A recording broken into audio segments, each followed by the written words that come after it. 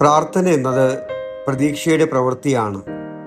രണ്ടാം Vatican council ലിറ്റർജിയെക്കുറിച്ചുള്ള ഭരണഘടനയായ സാക്രോസാങ്ക്തും കൊൻസീലിയത്തെ ആസ്പദമാക്കിയുള്ള തൻ്റെ 5ാമത്തെ പ്രബോധനം പാപ്പ നൽകി. ആരാധനക്രമ പ്രാർത്ഥനയുടെ സഭാപരമായ തലത്തെക്കുറിച്ച് ചിന്തിച്ച പാപ്പ ലിറ്റർജിയെ ദൈവം തൻ്റെ പുത്രനിലൂടെ മനുഷ്യരാശിയോട് അടുത്തു വരുന്ന ദൈവത്തിൻ്റെ കൂടിക്കാഴ്ചയുടെ സ്ഥലമെന്ന് വിശേഷിപ്പിച്ചു. കാസ്റ്റൽ ഗാന്തോൾഫോയിലെ ഏതാനും ആഴ്ചകളിലെ വേനൽക്കാല വിശ്രമത്തിന് ശേഷം ഓഗസ്റ്റ് 5 ബുധനാഴ്ച പാപ്പ തന്റെ പൊതുദർശനങ്ങൾ പുനരാരംഭിച്ചു.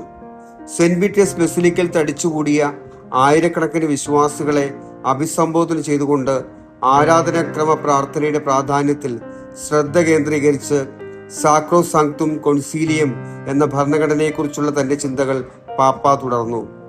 അപ്പോസ്തലനായ പൗലോസ് സൂചിപ്പിക്കുന്നത് പോലെ നമ്മെ പ്രാർത്ഥിക്കാൻ പഠിപ്പിക്കുന്നത് പരിശുദ്ധാത്മാവാണ്. പെന്തക്കോസ്ത ദിവസം മുതൽ ആത്മാവ് സഭയിൽ വസിക്കുകയും അവളുടെ എല്ലാ പ്രവർത്തനങ്ങളെയും പ്രത്യേകിച്ച് പ്രാർത്ഥനയെയും പ്രചോദിപ്പിക്കുകയും ചെയ്യുന്നു. അന്നു മുതൽ സഭ പാസ്കൽ രഹസ്യം ആഘോഷിക്കാൻ ഒന്നിച്ചു കൂടുന്നതിൽ ഒരിക്കലും പരാജയപ്പെട്ടിട്ടില്ല എന്ന് അദ്ദേഹം പറഞ്ഞു. പ്രാർത്ഥനയെ അതിന്റെ സത്യസന്ധമായ രൂപത്തിൽ വീണ്ടെടുക്കാൻ നമ്മുടെ കാലത്ത് കാര്യക്ഷമതയ്ക്ക് മുൻഗണന നൽകുന്നതും ഉപഭോഗ സംസ്കാരം നിറഞ്ഞതുമായ പശ്ചാത്തലങ്ങളിൽ പ്രാർത്ഥന അർത്ഥശൂന്യവും നിസ്സാരവുമായി തോന്നിയേക്കാം. ശാസ്ത്രവും സാങ്കേതിക വിദ്യയും എല്ലാ ഉത്തരങ്ങളും നൽകുന്നു എന്ന് അവകാശപ്പെടുന്ന ഒരു ലോകത്ത് പ്രാർത്ഥന ഒരുതരം പലായനമായോ വ്യക്തിപരമായ ക്ഷേമം ലക്ഷ്യമിട്ടുള്ള മറ്റൊരു മനഃശാസ്ത്രപരമായ സാങ്കേതിക വിദ്യയായോ തോന്നാം. എന്നിരുന്നാലും പ്രാർത്ഥന അതിന്റെ സത്യസന്ധമായ രൂപത്തിൽ വീണ്ടും കണ്ടെത്തേണ്ടതുണ്ട്. സാക്രോസാങ്ക്തും കൊൻസീലിയം എന്ന ഭരണഘടന ഈ ആവശ്യത്തെ ഗൗരവമായി കണ്ടു. പ്രാർത്ഥന എന്ന പദം ലിറ്റർജിയെ ആകമാനം സൂചിപ്പിക്കുന്നുവെന്ന് ഈ കൗൺസിൽ രേഖ സ്ഥാപിച്ചു. ഈ വീക്ഷണം നിർണായകമാണ്. കാരണം ഇത് ആരാധനക്രമ പരിഷ്കരണത്തിന് വഴികാട്ടുകയും വിശ്വാസികളുടെ സജീവ പങ്കാളിത്തം അതിന്റെ കേന്ദ്രസ്തംഭമാക്കുകയും ചെയ്തു.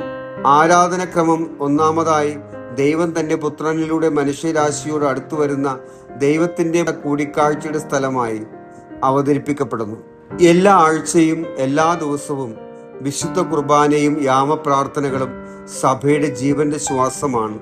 അത് അവളുടെ ശരീരത്തിലൂടെ പരിശുദ്ധാത്മാവിനെ സംക്രമണം ചെയ്യിക്കുന്നു.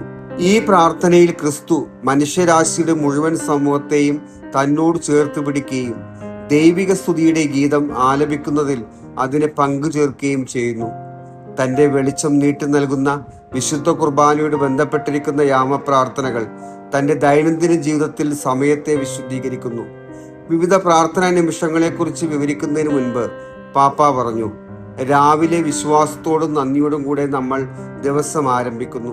ഉച്ചയ്ക്ക് നമ്മുടെ അധ്വാനങ്ങൾക്കിടയിലും വിശ്വസ്തരായിരിക്കാനുള്ള ശക്തിക്കായി നമ്മൾ അപേക്ഷിക്കുന്നു. വൈകുന്നേരം നമ്മുടെ ജോലികൾ പൂർത്തിയാകുമ്പോൾ സന്ധ്യാപ്രാർത്ഥന സൂര്യാസ്തമയ നിമിഷത്തെ അനുഗമിക്കുന്നു. രാത്രിയിൽ ദൈവത്തിന്റെ സമാധാനത്തിന് നമ്മെ തന്നെ ഭരമേൽപ്പിച്ചുകൊണ്ട് നമ്മൾ ഉറങ്ങാൻ കിടക്കുന്നു.